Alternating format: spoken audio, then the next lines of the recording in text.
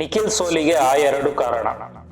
ವೀಕ್ಷಕರೇ, ಚನ್ನಪಟ್ಟಣ ಉಪಚುನಾವಣೆಯಲ್ಲಿ ನಿಖಿಲ್ ಕುಮಾರಸ್ವಾಮಿ ಅವರ ಸೋಲಿಗೆ ಆ ಎರಡು ಕಾರಣಗಳು ಪ್ರಮುಖವಾಗಿ ನಿಲ್ಲುತ್ತವೆ. ಮೊದಲನೆಯದಾಗಿ, ಕುಮಾರಸ್ವಾಮಿ ನನಗೆ ಅಲ್ಪಸಂಖ್ಯಾತ ಮತಗಳು ಇನ್ಮೇಲೆ ಬೇಕಿಲ್ಲ ಅನ್ನೋ ದುರಾಂಕಾರದ ಆ ಮಾತು. ಹೌದು, ಒಂದು ಕಾಲದಲ್ಲಿ ಕುಮಾರಸ್ವಾಮಿ ಪರ ಒಕ್ಕಲಿಗರಿಗಿಂತ ಹೆಚ್ಚು ನಿಂತಿದ್ದು ಅಲ್ಪಸಂಖ್ಯಾತರು. ರಾಮನಗರದಲ್ಲಿ ಈ ಅಪ್ಪ ಶಾಸಕರಾಗಲು ಅಲ್ಲಿನ ಬಹುಸಂಖ್ಯಾತರಾಗಿರೋ ಅಲ್ಪಸಂಖ್ಯಾತರೇ ಕಾರಣ. ಅಂದು ಚನ್ನಪಟ್ಟಣದಲ್ಲಿ ಅಷ್ಟೆಲ್ಲ ಅಭಿವೃದ್ಧಿ ಮಾಡಿದ್ರು ಅದನ್ನ ನೋಡದೆ ಸಿಪಿ ಯೋಗೇಶ್ವರ್ಗೆ ಕೈಕೊಟ್ಟು ಎಲ್ಲಿಂದನೋ ಬಂದ ಕುಮಾರಣ್ಣನ ಗೆಲ್ಲಿಸಿದ್ವು ಅಲ್ಪಸಂಖ್ಯಾತ ಮತಗಳು. ಈಗಿದ್ದೂ ಕೂಡ ಕುಮಾರಸ್ವಾಮಿ ಬಿಜೆಪಿ ಜೊತೆ ಮೈತ್ರಿ ಕಾರಣಕ್ಕೆ ಹಿಂದೂಗಳ ಓಲೈಕೆಗಾಗಿ ಈ ಮಾತು ಆಡಿ ಹೊಡೆತ ತಿಂದಿದ್ದಾರೆ. ತನ್ನ ಸಮುದಾಯ ಒಕ್ಕಲಿಗರೇ ಸಂಪೂರ್ಣವಾಗಿ ಕುಮಾರಸ್ವಾಮಿ ಅವರನ್ನು ಬೆಂಬಲಿಸದೇ ಇರೋ ಕಾಲದಲ್ಲಿ ಅದೇಗೆ ಕುಮಾರಣ್ಣ ಎಲ್ಲಾ ಹಿಂದೂಗಳ ಮತಗಳು ಬರುತ್ತೆ ಅಂತ ಅಂದುಕೊಂಡ್ರೋ ದೇವರೇ ಬೆಲ್ಲ. ಇನ್ನೊಂದು ಪ್ರಮುಖ ಕಾರಣ ಜಮೀರ್ ಮಾತು.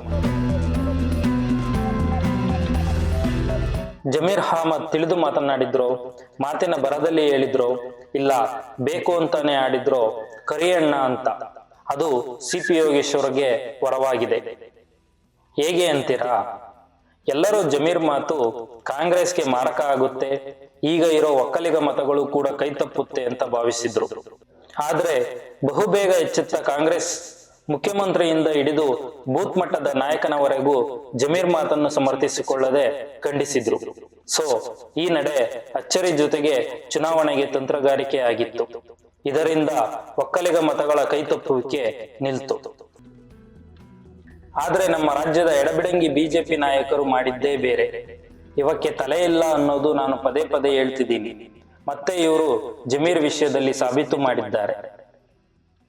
ಜಮೀರ್ ಹೇಳಿಕೆಯನ್ನು ಅನಗತ್ಯವಾಗಿ ದೊಡ್ಡದು ಮಾಡೋ ಬರದಲ್ಲಿ ದೊಡ್ಡ ಮಟ್ಟದ ನಾಯಕರಿಂದ ಹಿಡಿದು ಚಿಕ್ಕ ಮಟ್ಟದ ಕಾರ್ಯಕರ್ತರ ತನಕ ಆದಿ ಬೀದಿ ರಂಪ ಮಾಡಿ ದೊಡ್ಡ ವಿವಾದವಾಗುವಂತೆ ನೋಡಿಕೊಂಡ್ರು.